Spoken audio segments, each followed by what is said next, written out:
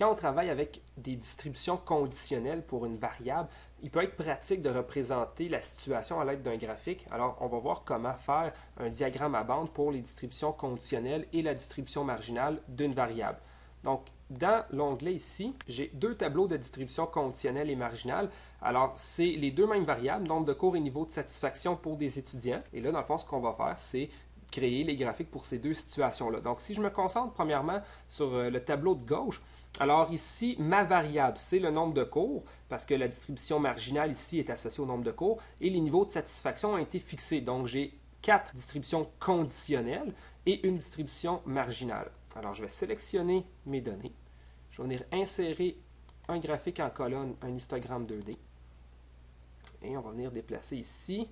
On va l'agrandir, on va le travailler dans cette feuille-ci, puis je le déplacerai tantôt. Première chose, on va venir mettre un style plus adéquat. On va venir prendre la mise en forme numéro 9. Et là, on a déjà l'allure de notre graphique. Alors, la question qu'il faut se poser, c'est ce qu'il y a sur l'axe horizontal, est-ce que c'est la bonne chose? Alors, dans le fond, ce qu'il faut se demander, c'est quoi la variable? Donc, dans ce cas-ci, c'est le nombre de cours. Et combien qu'elle a de modalités? Donc, ma variable, elle a 9 modalités. Donc, je devrais avoir 9 blocs de bâtons. Et c'est exactement ce que j'ai. Donc, mon graphique est correct comme ça. La forme est correcte. Maintenant, ce qu'il reste à faire, c'est un peu de mise en page. Donc, disons qu'on commence par, disons l'axe ici. Alors, premièrement, l'axe vertical, son nom, c'est des pourcentages, premièrement. Et mes unités statistiques, ce sont des étudiants, donc pourcentage des étudiants.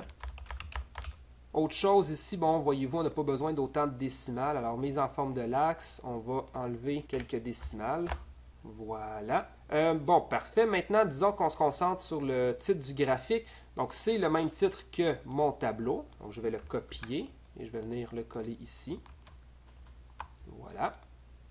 Et là, ce qui reste, dans le fond, c'est la légende, qui est importante dans le cas de ce type de graphique-là, et mon axe horizontal. Alors, l'axe horizontal, le titre correspond à la variable. Ici, c'est le nombre de cours. Nombre de cours, parfait. Et maintenant, ce qu'il nous reste à faire, c'est dans le menu création, sélectionner les données. Alors, dans mon menu pour sélectionner les données, j'ai premièrement 5 séries statistiques. Chacune des séries statistiques qui sont là font référence à ce qu'il y a dans la légende ici et font référence à la variable qui a été fixée. En fait, c'est mes distributions conditionnelles. Alors, la première fait référence à très satisfait. La deuxième à satisfait. La troisième ici à insatisfait. Et la quatrième à très insatisfaite. La cinquième, ce n'est pas une distribution conditionnelle, mais c'est plutôt la distribution marginale qui est ici. Alors là, voyez-vous, la légende vient de se mettre à jour et on a, dans le fond, une légende qui est adéquate. Maintenant, pour l'axe horizontal, on va venir modifier les données et on va venir sélectionner les modalités de la variable ici à l'étude. Et nous avons de 1 à 9. Là, bien entendu, ça n'a pas changé parce qu'Excel, dans le fond, il numérote. Dans le fond, c'est le premier bloc, le deuxième bloc, le troisième bloc. Mais si je n'avais pas fait la liaison que je viens de faire, en fait, en modifiant, par exemple, ici, si j'écris 0, 0, 0, voyez-vous, ça vient de modifier pour mon dernier bloc, chose qui n'aurait pas été possible si je n'avais pas fait l'association. Alors là, je vais annuler. Donc, si j'ai des choses à modifier dans mon tableau, parce que je me rends compte qu'il y a une erreur, le graphique va venir se mettre à jour automatiquement. Alors, mon graphique est presque complet. La seule chose que je pourrais faire, c'est peut-être dans Disposition, enlever le quadrillage et on aura un graphique complet. Voilà. Maintenant, je vais le déplacer. Alors, dans Création, déplacer le graphique. On va le mettre sur une nouvelle feuille et appelons-le diagramme. Diagramme des distributions conditionnelles. Je vais plutôt l'appeler comme ça, la distribution conditionnelle 1, parce qu'on ne peut pas mettre des titres très très longs là, pour les titres de feuilles. Alors voilà mon graphique sur sa propre feuille. Maintenant, si je m'attaque au deuxième graphique, dans le fond, pour l'autre série de distribution conditionnelle, alors on procède de la même façon en prenant la distribution marginale. On insère notre graphique.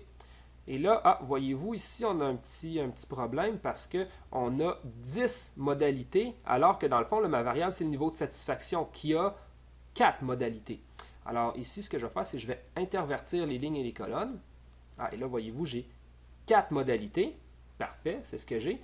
Et j'ai 10 séries qui correspondent aux 9 distributions conditionnelles et à la distribution marginale. Et là, maintenant, qu'est-ce qu'il reste à faire? Bien, c'est la mise en page. Donc, on va venir sélectionner le style, le modèle numéro 9, la mise en forme numéro 9. Alors, le titre du graphique est le même que le titre du tableau. Je peux peut-être venir ici, là, commencer par les axes. Comme ça va être plus lisible. Parce que si je m'attaque tout de suite au titre du graphique, ça va venir compresser l'image. Alors, ici, on a pourcentage des étudiants, mes unités statistiques. Alors, ici, on va venir enlever, bien entendu, les décimales. Voilà. Bon, ici, il y a l'air d'avoir un espace de trop, mais en fait, on voit que cette barre-là, ici, on regarde si on est dessus, on se met dessus, on voit 81, donc on dépasse le 80, alors on va garder la petite série ici qui est en haut.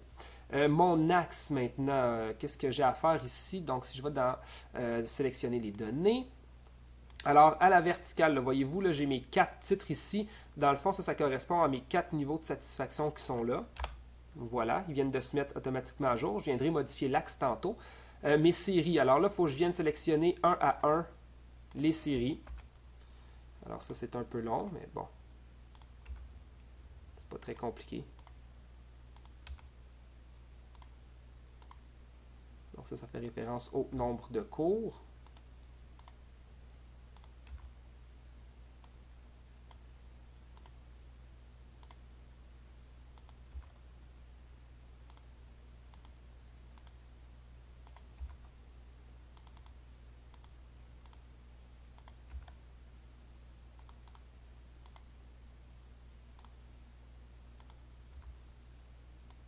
Et la dernière, la distribution marginale. Voilà. Donc là, elle n'a pas l'air d'apparaître, mais c'est juste parce que mon graphique est un peu trop petit. Voilà, elle est ici. Titre de l'axe, alors ici, ça c'est le niveau de satisfaction.